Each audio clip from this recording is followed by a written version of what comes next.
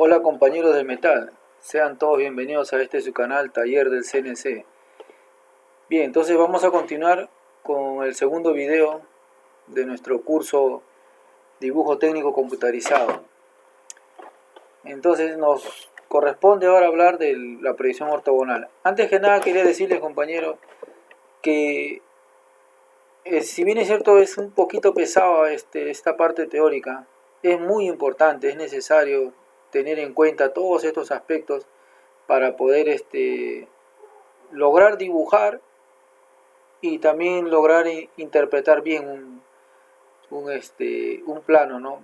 Se dice siempre se dice que los mejores dibujantes o los mejores diseñadores siempre llegan a ser los mismos operarios.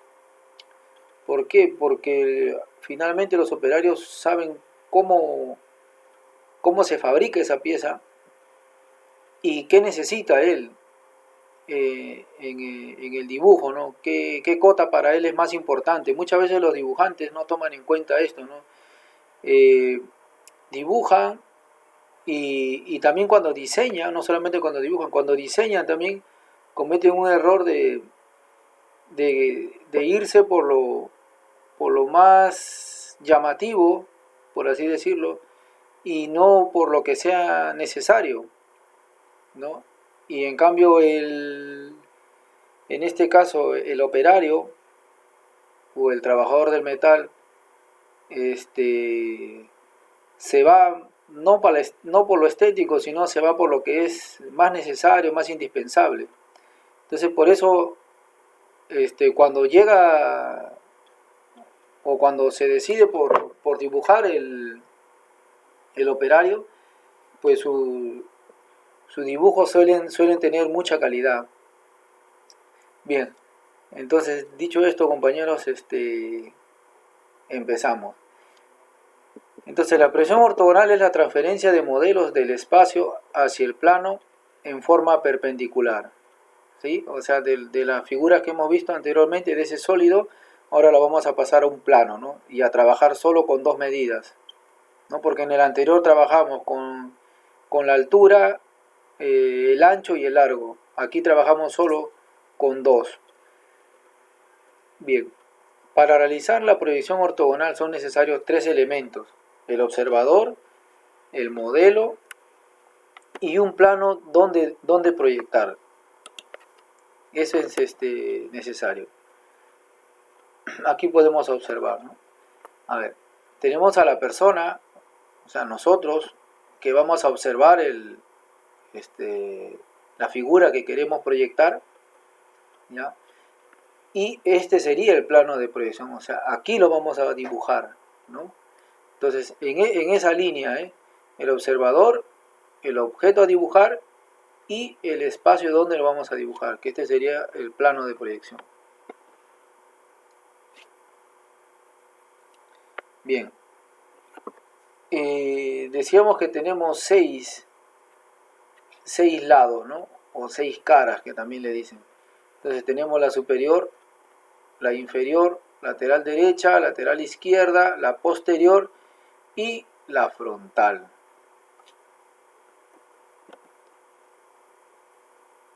Bien, ahora sí.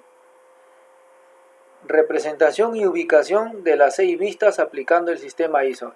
Hemos visto, ¿no? En el anterior figura. Me he adelantado un poco para que no sea tan pesadito. Pero aquí voy a hacer una pequeña acotación, porque en el anterior video hablamos de ISO, pero era ISO porque lo habíamos separado de la palabra isométrico, ¿no? Entonces ISO era igualdad, pero aquí ya estamos hablando del sistema ISO, o sea, ISO son siglas, ¿no? Que es el Sistema Internacional de Estándares, ¿ya? Entonces, ¿qué sucede? Que anteriormente teníamos varios sistemas. Por ejemplo, en Europa teníamos, casi cada país tenía su propio sistema, ¿no? Aunque los fuertes eran el sistema DIN de Alemania, el sistema imperial que le llamaban el de Inglaterra, el sistema francés, también tenía el sistema español, etcétera, ¿no? Y en otras partes del mundo también tenían otro sistema como Estados Unidos, que también era un sistema en inglés, también en pulgadas, pero tenía algunas diferencias con respecto al sistema imperial. Entonces, ¿esto qué ocurría con los demás países que no éramos industrializados? Pues nos generaba un gran problema en el sentido de que tú traías una máquina, un torno, por ejemplo, de Inglaterra, y luego te traías una fresadora de Alemania, pues una venía todo en inglés, o sea, todo en pulgadas, y la otra venía todo en sistema métrico. Entonces, a veces cuando hacías tus cálculos, por ejemplo, si tenías una fresadora donde el tornillo patrón estaba en pulgadas, tu cálculo tenías que adaptarlo a eso, ¿no? Hacer la conversión. Y, y luego a la hora de también de hacer los cambios de los tornillos, ¿no? O las tuercas, en este caso tenías que tener mucho cuidado si es una M12 o era una de media pulgada. Cosas así te ocurrían. Había gente que a veces dice, no entra, no entra, está muy... que no es, y claro, se estropeaban a veces por, por estas confusiones que habían. A veces eran máquinas viejas que ya no tenían ni manual ni nada y no sabíamos ni de dónde venía. Entonces tenías que calcular bien a ver si estaba en pulgadas o si estaba en sistema métrico. Bueno, para evitar todos estos problemas, hubo una convención en la cual se creó ya el Sistema Internacional de Estándares y en el cual ya se unificó todo, ¿no? Y a esto se le llamó el ISO. Así es que ahora sí que trabajamos con el sistema métrico, ¿ya? Para evitarse todos estos problemas.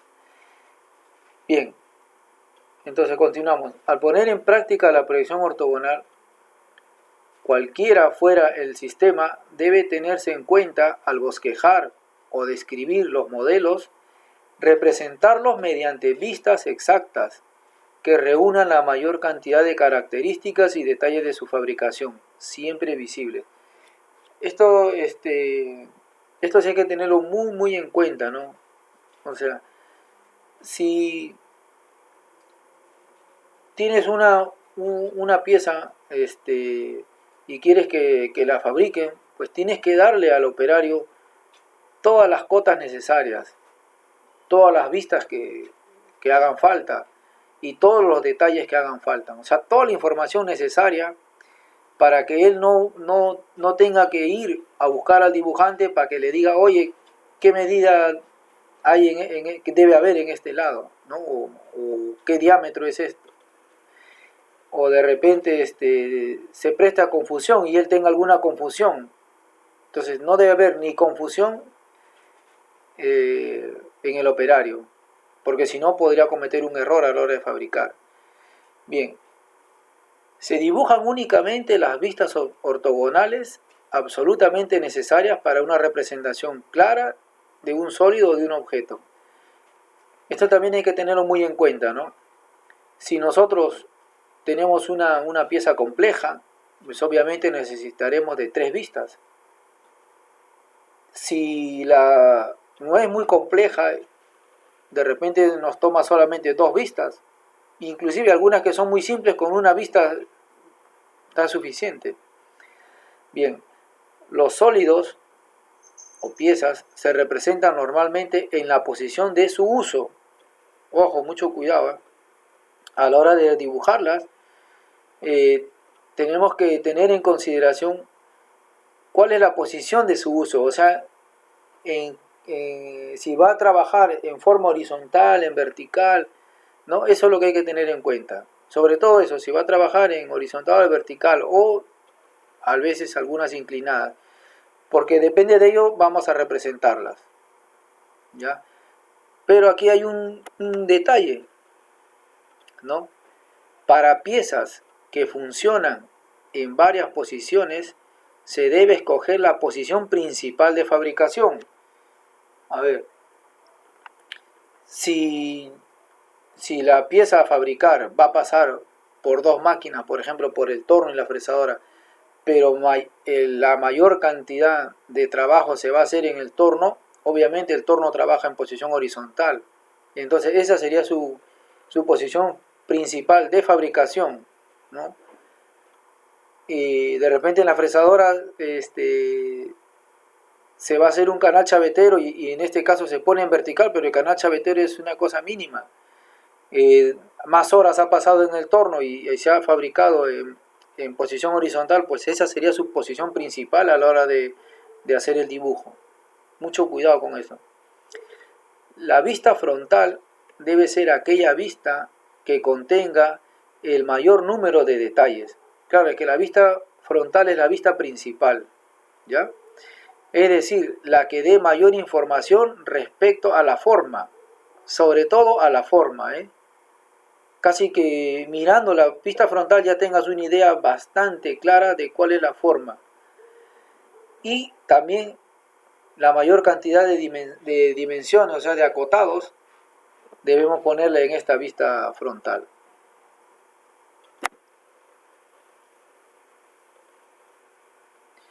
Bien, aquí para identificar un momento cuáles son en qué posición va cada una de las vistas. ¿Se acuerdan que vimos anterior las vistas del sólido?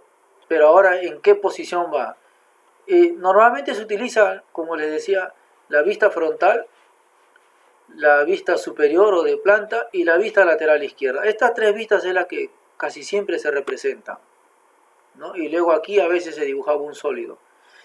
Pero, sin embargo, hay que decir que en la posición, ¿no? La posterior iría en este lado derecho, la lateral derecha iría en este lado izquierdo y la inferior iría en la parte superior, ¿ya? Aunque normalmente casi siempre trabajamos con estas tres nomás. En estas tres debemos procurar hacer todas las vistas, todos los detalles posibles. Si hiciera falta detalles, ya vamos a ver que hay maneras de representar detalles sin necesidad de utilizar estas otras tres vistas, ¿ya?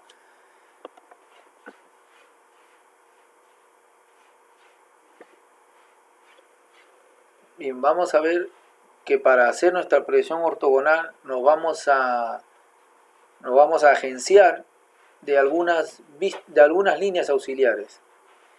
Bien, ¿qué son entonces las líneas proyectantes auxiliares, ¿no? O sea, nos ayudan a proyectar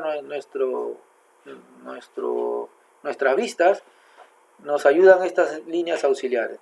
Son líneas imaginarias que ayudan en el estudio teórico de la proyección ortogonal. Estas indican la relación entre las vistas del dibujo técnico.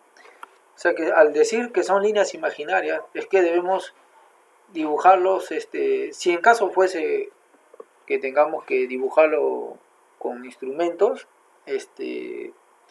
manuales, entonces tendríamos que utilizar líneas muy finas, de tal forma que al final se tenga que borrar. Pero como vamos a trabajar aquí en el AutoCAD, esas líneas al final las eliminamos, ¿no? Es más, en el AutoCAD ya casi ni vas a necesitar eso. Al inicio sí, obviamente para interpretar bien y darnos cuenta bien. Una vez que ya empecemos a agarrar vuelo, ya nuevo no será necesario. Pero las líneas proyectantes auxiliares no aparecen en el dibujo técnico. O sea, como les digo, ¿no? Al final tenemos que eliminarlas, borrarlas. No debe quedar rastro de esas líneas. Bien. Lo que les decía, ¿no? También hay que tener en cuenta algo, ¿no? Dependiendo del país en que estemos y le vamos a tener una denominación diferente a alguna de las vistas, ¿no? Por ejemplo, esta vista que era la vista principal, también le dicen así mismo vista principal, le dicen vista frontal, en este caso también le dicen alzado, ¿no? La de alzado le dicen. Esta sería el perfil, que sería la lateral izquierda. Esta sería la vista superior, también le dicen vista de planta, ¿ya? Entonces este es el sólido del objeto, lo colocamos frente a nosotros y sería, ojo, no la vista de atrás, es la vista la que la cogemos y la proyectamos en este lado. Es esta vista, ojo, es esta vista mirando desde este lado, observando de este lado, la que cogemos y proyectamos aquí. O sea, esta no es la de atrás, por si acaso, ¿eh? Y luego la vista de planta también no es la de abajo, sino es lo que se ve desde arriba. Ya visto desde arriba, lo que se ve es la de planta. De tal forma que tenemos la vista frontal, la vista de perfil y la vista de planta. Y estas son las líneas auxiliares que nos permiten guardar una relación entre las tres vistas. ¿Por qué? Porque si vemos esta misma línea, que sería el inicio o el final de la longitud, la mantenemos, ¿ya? Y luego de aquí es la misma que va para la siguiente vista. O sea, guarda relación, ¿no? Si se dan cuenta, guardan relación, ¿ya? Y también mantenemos la misma separación y las tres vistas en sí mismas deben estar centrados dentro de la hoja. Eso ya lo vamos a ver un poquito más adelante, pero ya les voy adelantando un poco.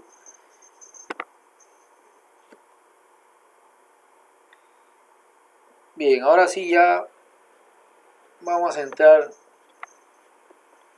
a las principales líneas, obviamente que están todas ellas ya normalizadas, ¿no? El propósito de trabajar con diversos tipos de líneas reside en la necesidad de hacer el dibujo técnico lo más claro posible, ¿eh? O sea que si tenemos varios tipos de líneas, lo que queremos es que el dibujo sea lo más claro posible. La diferencia que existe entre los tipos de líneas tiene que ser tan clara que no deje lugar a dudas en su interpretación. En este caso por el operario, ¿no? El que va a ejecutar la tarea finalmente.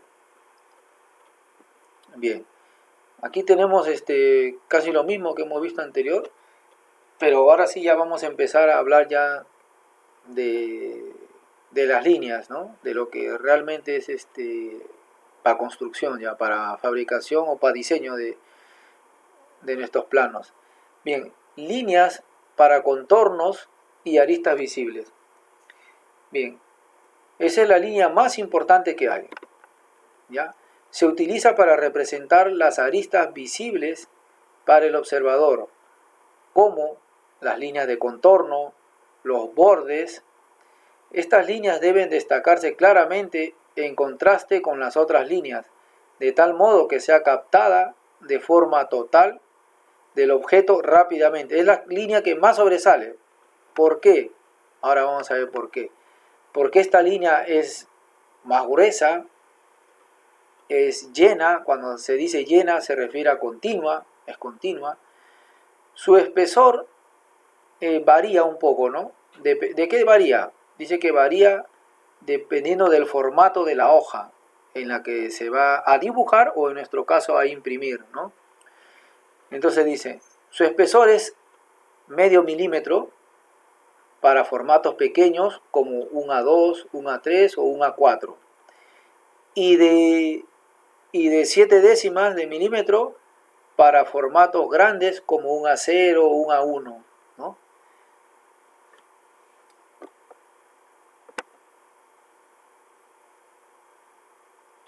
Bien, también existe otro tipo de líneas, pero este es para contornos y aristas, pero no visibles. Bien, vamos a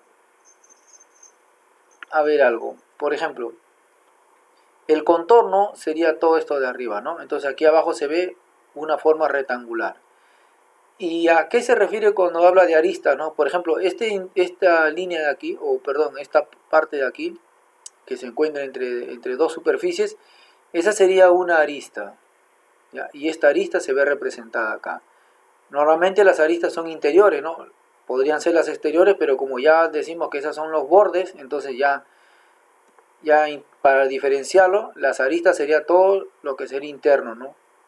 Esta vista de aquí, que es la misma que la que ves arriba, es la misma, se representa por esta línea.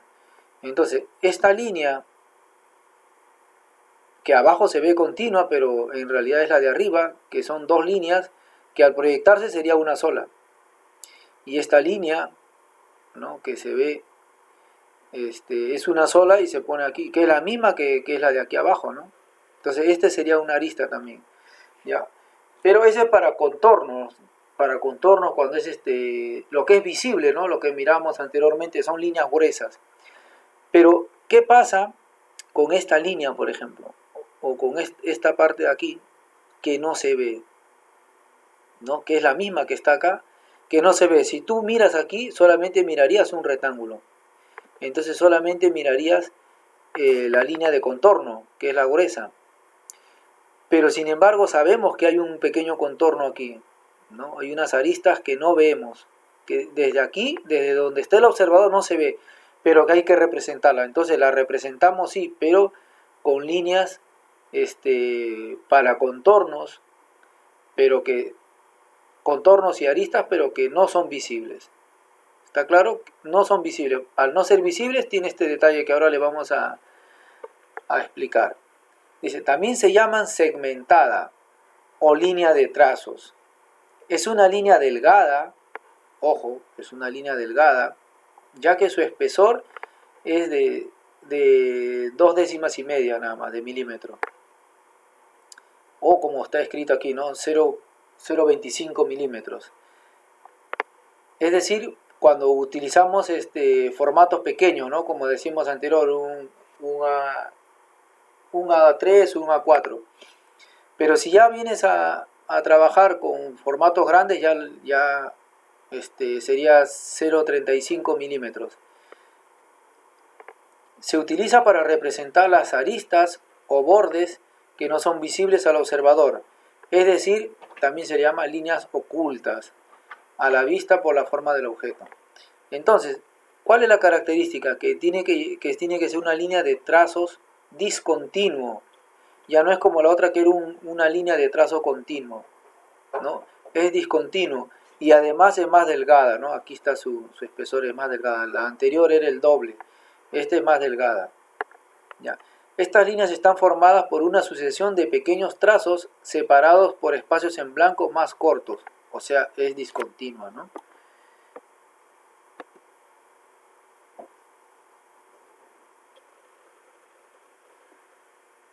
Bien, un detalle, compañero, por favor, no se corten a la hora de tener dudas. Si hay dudas, porque es normal, de repente, no sé, yo de repente estoy yendo muy rápido o hay partes que no las he explicado con el suficiente detalle y ustedes tienen alguna duda, pues entonces pueden preguntar, ahí hay comentarios, hagan las consultas necesarias. Yo en la medida de lo posible trataré de responderlas, que siempre las respondo, pero no siempre con la rapidez que se debería, ¿no? Un poco porque ya vemos la situación en la que estamos, y entonces al tener una sola computadora en la casa, pues tengo dos niños que están en el colegio, ya saben que ahora todo es virtual, y entonces antes ya no, casi no la usaban a la computadora y ahora ya es muy difícil que yo la coja, así que he aprovechado estos días que ya van a terminar ellos para poder cogerla, ¿no?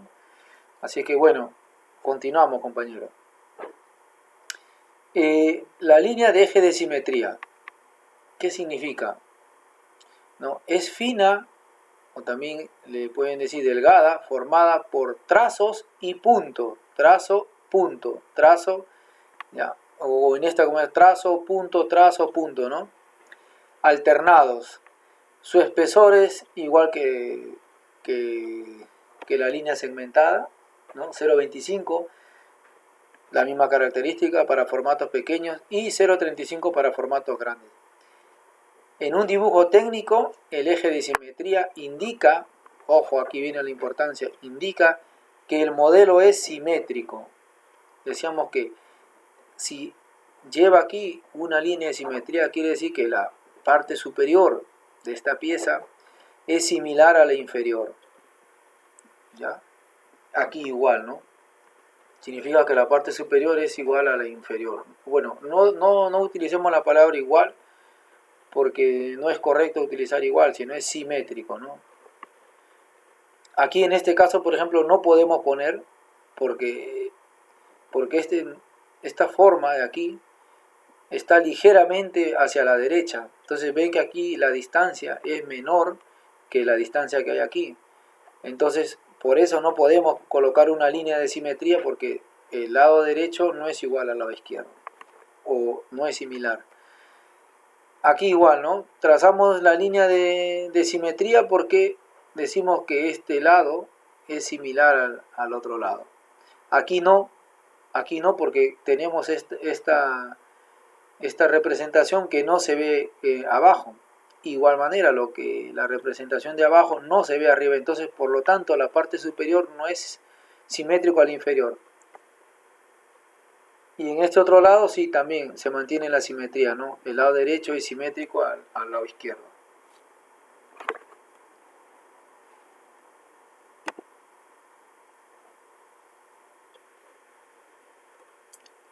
Un detalle, cuando hagamos ya en el AutoCAD ya miraremos cuál es la distancia, ¿no? Porque en sí estos tienen una longitud, tiene una serie de medidas, pero vamos, casi siempre estas medidas, no es que tenga una medida exacta, ojo, mucho cuidado. Vamos a explicarle de una vez para aprovechar. Dependiendo del tamaño del dibujo, esto va creciendo en proporción. Si tú haces varios dibujos y los dibujos son pequeños, tú usas líneas con trazos más pequeños, ¿no? Pero si ya la figura es grande, no vas a mantener esos tracitos. También la figura debe crecer, ¿no? Estas líneas deben crecer en proporción a la dimensión también del dibujo. De tal forma que no se vea, estéticamente no se vea mal, ¿no? Esa es la realidad de este tipo de... Igual pasa con estos trazos, ¿no? De las líneas, que decíamos, las líneas invisibles o las líneas segmentadas. También su longitud va a variar en función del tamaño del dibujo en sí. Bien, ahora sí pasamos a qué significa, ¿no? Línea de centro. Ahora vamos a hablar, anterior hablaba de línea de simetría, cuidado, esta es línea de centro. Es una parecida al eje de simetría, ¿vale? Es muy similar a la de simetría. O sea que es una línea fina o delgada de trazo y punto alternado. Hasta ahí todo va bien. El tema pasa por el uso, ¿ya? Por eso dice aquí, se diferencia en que mientras el eje de simetría indica mitades iguales o, como decíamos, similares en el modelo, la línea de centro indica el centro de algunos detalles del modelo, tales como agujeros, rasgos, etc. Puede ser, no solamente hablamos de agujeros circulares, puede ser agujeros cuadrados, ¿ya? Su espesor igual es de 0,25 para formatos pequeños y 0,35 para formatos grandes. Por ejemplo, aquí está el sólido, ¿no? Y ves agujeros. Entonces, cuando lo representas, dice, tú, al colocar esta figura, tú dices, a ver,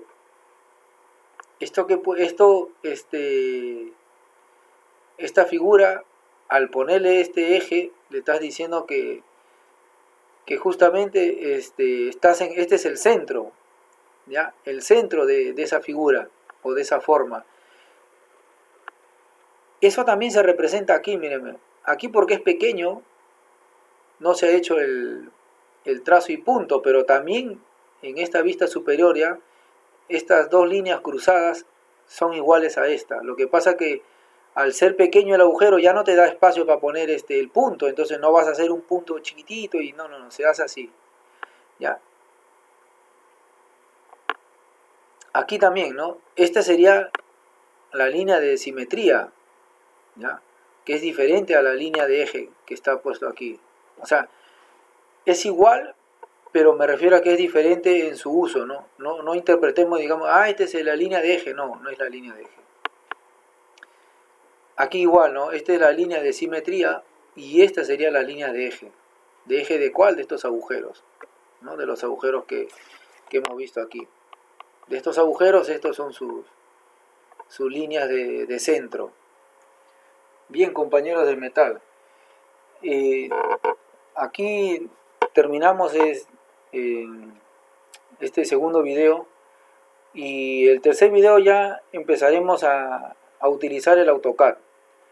Ya este es más práctico, vamos a entrar de frente al AutoCAD, no vamos a tener ningún apunte, sino que vamos a ir directo a la práctica. ¿Por qué? Porque el siguiente tema ya es acotado y es un tema muy aparte, que primero quisiera que dominen un poco más esto de las líneas para no cargarnos de tanta información, y nos relajamos un poco con el AutoCAD, y luego ya retomaremos el tema de acotado, que es extenso. El acotado es complicado, no tan complicado, ¿no? Pero es un poquito detallosito. Y luego el último tema sería cortes y secciones, que también es un poquito más complicado todavía que el acotado. Y entonces esos dos temas hay que abordarlo independientemente, y hay que abordarlo con más paciencia. Así es que les invito a ver el siguiente video, que ya entraremos de lleno al AutoCAD, y, y solo invitarles a seguir viendo este canal, y será hasta la próxima, compañeros del metal.